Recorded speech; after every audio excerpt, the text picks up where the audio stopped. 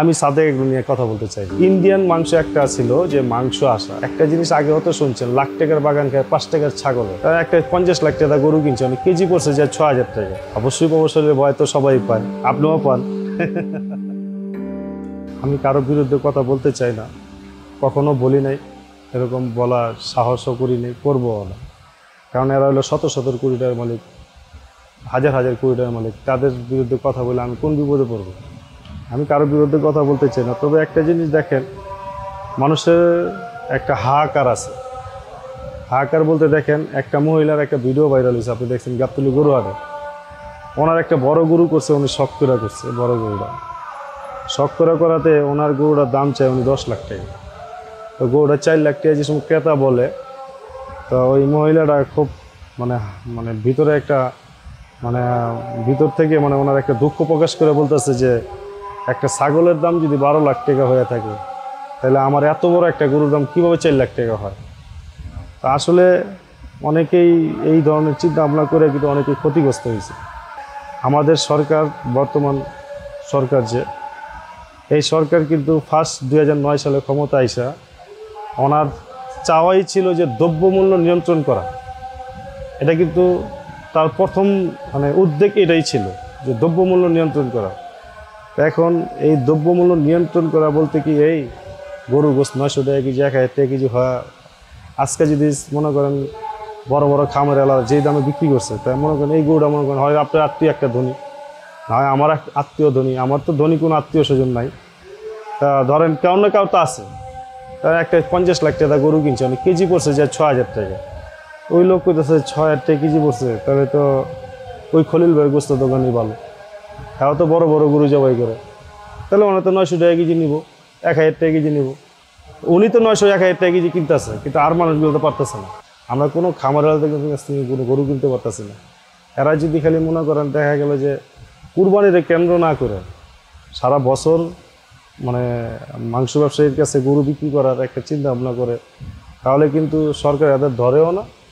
হ্যাঁ, যেহেতু সারা বাংলাদেশ সরকার চাইছে দ্রব্যমূল্য নিয়ন্ত্রণ করা, তো আমরা যদি কম দামে কিনে আনি, আমরা কম দামে বিক্রি করবো।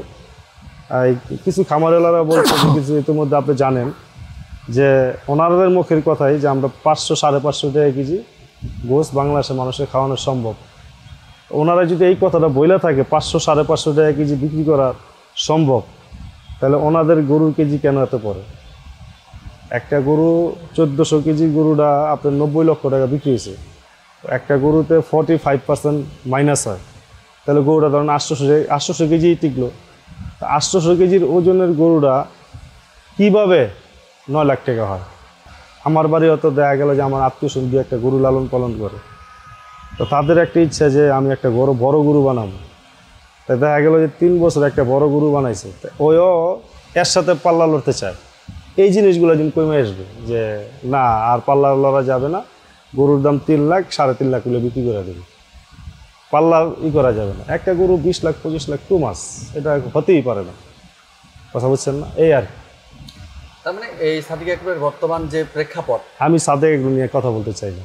মানে এখন উনি বড় ভাইয়ের মতন, আমার ছোট ভাইয়ের মতন জানে, উপাতে থাকুক, আমি ওনার বিরুদ্ধে কোনো কথা বলতে চাই না। তবে আমি যেটা মানে বলছি যে সারা বাংলাদেশের যত খামারিয়ালারা আছে, এরা দামটা কমায় নিয়ে আসুক। আমরা যে কম দামে কিনে আনি না, কম দামে ক্রেতাদের খাওয়াইতে পারি। মাংস ব্যবসায়ীরা কখনো মজুদদারি না। আপনি একটা বাংলাদেশের কোনো মাংস ব্যবসায়ী 20টা গরু রাখার জায়গা আছে কিনা মাংসের দোকানে, খালি এটুক দেখেন, 10টা গরু রাখারও জায়গা নেই। 2-1টা মাংস ব্যবসায়ী হয়তো 10-20টা গরু রাখার জায়গা আছে, কিন্তু আমরা কিন্তু মজুদকারী না, আমরা হলাম বন্টনকারী। আমরা কিন্তু বন্টন করে দিই। আমরা যেরকম কিনে আনি সেই মানে যেমনি কিনে আনি ওইভাবেই বিক্রি করি, কিছু প্রফিট করি, ওইটাই আর কি। আমরা কিন্তু আসলে কোনো সিন্ডিকেটের কাউ না। মাংস ব্যবসায়ীরা কিন্তু সিন্ডিকেট করতে পারে না। মাংস ব্যবসায়ী সিন্ডিকেট কীভাবে করবে? মাংস ব্যবসায়ী তো মজুদদারি না, মাংস ব্যবসায়ী তো উৎপাদনকারী না, তাহলে এরা কীভাবে সিন্ডিকেট করে? মাংস ব্যবসায়ী কখনো সিন্ডিকেট করে না। মাংস ব্যবসায়ীরা সবাই চেয়েছিল, প্রথমে একটু ভুল হচ্ছে, পরে ওরা বুঝতে পারছে যে না, আমাদের জন্যই খলিল ভাই এই কাজটা করা। এই যে দেখেন, এখন তো মনে করেন অনেক কিছুই বেরিয়ে আসতেছে, সিন্ডিকেট কারা, অনেক কিছুই কিন্তু বেরিয়ে আসতেছে। তা আসলে এগুলো আরও বেরোইবে, যদি এটা মানে সরকার চাইলে আরও বের হবে। আসলে সরকার চাইছে যে দ্রব্যমূল্য নিয়ন্ত্রণ করা, কিন্তু এখনও কিন্তু শুধু মাংসটা দিয়েই পারতেছে না এই অসাধু কিছু ব্যবসায়ীর কারণে। আমি চাই যে সব অসাধু ব্যবসায়ীরা সাধু মতন আসুক, কমায় নিয়ে আসুক। এরা তো উৎপাদনকারী, অতি মুনাফার তেনে কমায়া করুক। মুনাফা তো অবশ্যই সবারই প্রয়োজন, কিন্তু কমায়া করলে দ্রব্যমূল্য নিয়ন্ত্রণ, এই মাংসটা দ্রব্যমূল্য নিয়ন্ত্রণ আইসা পড়বে। একটা জিনিস আগে হয়তো শুনছেন, লাখ টাকার বাগান খায় 5 টাকার ছাগলের, এটা আগেরটা আমরা ছোটোতে শুনে আইছি। লাখ টাকার বাগান খায় 5 টাকার ছাগলে, তো এরকম হয়ে যাব। মানে হ্যাঁ কোটি টাকার ব্যবসা খেলো 15 লাখ টাকার ছাগল। হ্যাঁ, ওইটাই আর কি। হয়তো এরকম আস্তে আস্তে বের হয়ে যাবে। আমি কারো বিরুদ্ধেও বলবো না, কারো নিয়ে খারাপ মন্তব্য করবো না, কারণ এরা হলো বিশাল ধনী মানুষ। কে কোন আমরা কী করে ফেলা এটা বলা যায় না। কারণ আমরা হলাম ক্ষুদ্র মানুষ, ক্ষুদ্র একটা মাংস ব্যবসায়ী, একটা ছোটোখাটো ফার্নিচারের দোকান দিয়ে বসে আছি। আল্লাহ দিলে ভালো আছে, আলহামদুলিল্লাহ। আহামরি ওই এত দরকার নেই। ইন্ডিয়ান মাংস একটা ছিল যে মাংস আসা, এটা কিন্তু বন্ধ করছি। রিপোর্টার ইউনিটের আমি খলিল, আমাদের মহাসচিব ছিল রবিউল আলম, এরা কিন্তু আমরা মিলা বৈশা সাদেক সাবিয়া ইমরান সাহেবরে আমরা দাওয়াত করছি। উনি শুধু পার্সন একাই, ওনাকে দাওয়াত করা হয়েছে। আর যারা প্যাকেট মাংস আমদানি করে তাদেরকে দাওয়াত করা হয়েছিল। মূলত উদ্যোগটা ছিল এলাকা আমাদের, আর যারা প্যাকেট মাংস উৎপাদন করে এদের। ইমরান সাহেবকে আমরা দাওয়াত করছি যে আপনিও আসেন।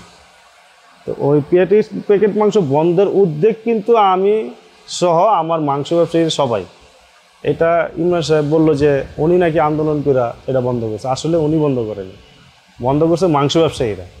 আমরা যদি মনে করেন প্যাকেট মাংস আনি, তাহলে আমাদের দেশ ক্ষতিগ্রস্ত। তাহলে কি খলিল ভাই প্রভাবশালীদের ভয় পাচ্ছেন কিনা? অবশ্যই প্রভাবশালীর ভয় তো সবাই পায়, আপনিও পান। আপনিও তো পান, প্রভাবশালীদের সবাই ভয় পায়, অবশ্যই পায়। এই আর কি। তবে আমি খারাপ মন্তব্য কারণে বলবো না।